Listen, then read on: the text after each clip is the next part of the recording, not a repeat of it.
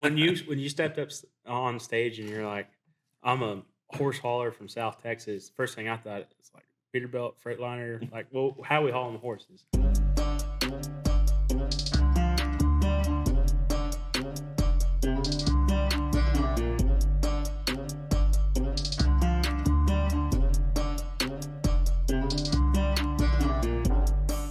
Dude, I think Peterbilts are pretty, but in a reliable working truck, I really enjoy a Kenworth.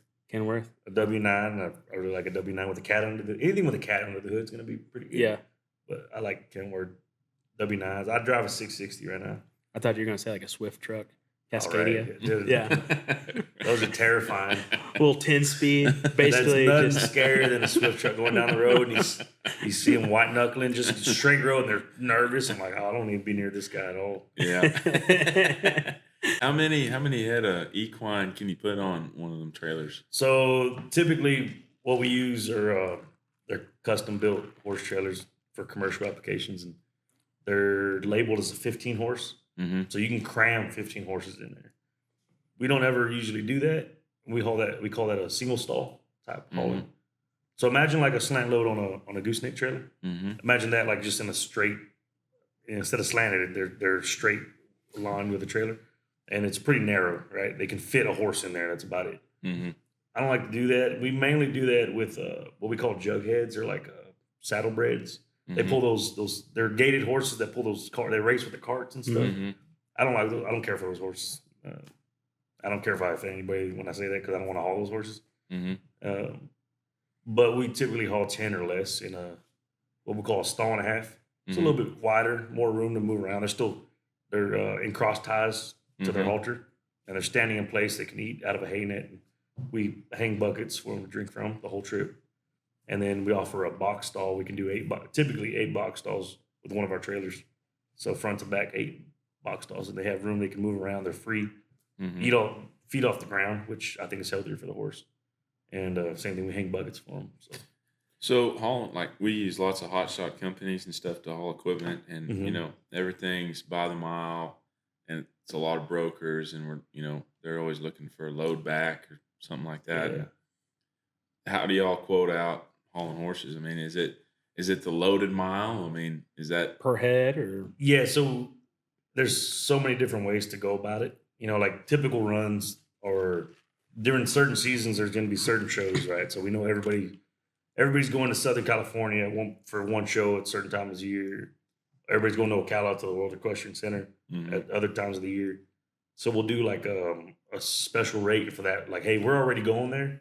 So if we got to take one horse, we'll do it. But if we can fill it up with 10 or 8, Mhm. we'll be happy to do that. So those are like a set rate, right? Because we already know what we're getting into. Mm-hmm. And if we're doing something out of our ordinary, we'll charge by the mile per horse to go there. And if fuel is outrageous, we'll charge a surcharge for that. But you kind of know there's no middleman. You're dealing with us. You're getting our prices, Mm-hmm. and that's what you're paying for. what you is the get. average mile loaded for a horse? I wouldn't be able to tell you that. I don't deal with that side. I literally have nothing. You're just shifting the gears. I'm just driving. Yeah, I'm just loading and driving. I would imagine though that I got 3 roping horses at Mhm. home, and I wouldn't just send them with anybody either. Going across the country for anything, and Yeah, it's not just like putting So a you- machine on a trailer. yeah, I mean, I would assume that most of y'all's customers they're basing a lot of the trust in y'all's service on the driver of that truck, 100%. Yeah. and so you have to have a lot of common sense to you, and even when you're like, I don't like brake checking when I'm hauling a skid steer on I-35, so I can't imagine trying to do that if you had a full 18 horses on there. I mean, so your awareness is probably really important, I would imagine, and then also having common sense with livestock. I love heavy equipment. Like I've always gotten along with it. When I was a kid, my grandma raised me for the most part, and she worked for the county. So in the summertime when I didn't have school, she still had to go to work at the courthouse. So she would send me off to a friend of hers that lived on a ranch, and that was my babysitter. This lady took care of me and my cousins. her husband was the constable for Brooks County, I believe. I might be mistaken, but I believe he was the constable. I was a kid, and but he ran a backhoe service or backhoe company. So he had dump trucks and backhoes. He had what's the one with the big blade in the middle? We call it a maintainer. What's that? Motor grader, maintainer. Okay, so we call it a maintainer. He taught me how to drive and operate all this stuff. So first I learned how to work the front loader, and then he turned the seat around and learned how to work the bucket. And so about 9 years old, I was running these tractors with him. Looking back at it, he was getting free labor, because he could drive the dump truck and I could drive the tractor. And I'd follow him on the county road to go down wherever his work was at. I'd help him out and stuff. But I learned how to operate. You pull this lever, it does this. You pull this lever, it does this.